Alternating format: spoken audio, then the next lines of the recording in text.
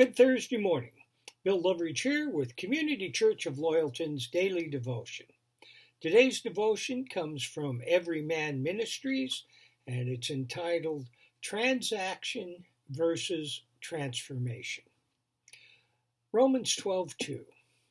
And do not be conformed to this world, but be transformed by the renewing of your mind, that you may prove what is that good and acceptable and the perfect will of God. We live in a transactional world. We work for money so we can pay bills. Transaction. We get an education or a trade so that we can get a job. Transaction. We haggle with the car dealer for the new Ford pickup we want. Transaction. But the power of transaction goes much deeper than that. When we start digging around our emotional and spiritual life, we sometimes discover things that make us uncomfortable. For example, have you ever caught yourself saying, "I'd rather not deal with that, Lord. It's in the past." We approach God transactionally, even though He doesn't operate that way. More on that in a second.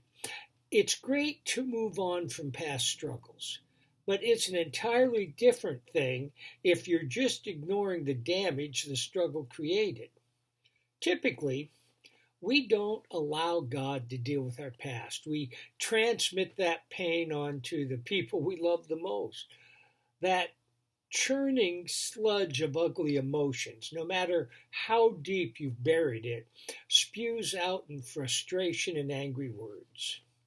Satan loves to keep us locked in a transactional mindset where we think, if I do this for God, He will love me more. Or, if God doesn't make me deal with that pain from my childhood, I will volunteer even more hours at church. Flat out, that doesn't work. God has built us to be transformed by our pain rather than transmitters of it. If we don't deal with the junk will deal with us. Transformation is just a $5 word for becoming more like Christ each day by remaining present with Him and your safe circle of other believers. It brings peace of mind and assurance knowing that He's cast your sin as far as the east is from the west. See Psalm 103:12.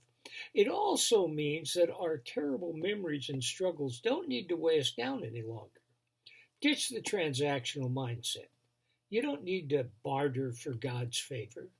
The only transaction God is interested in is that you accept for free the salvation that comes through knowing and accepting Jesus Christ. Now that's an awesome deal. Father, I pray that you just flip my bartering mindset and replace it with yours. Work on me to be more and more like Christ. And it is in His name I pray. Amen. So what transactions do you need to cancel? Chew on that today. I'll be back tomorrow with another devotion. Be blessed.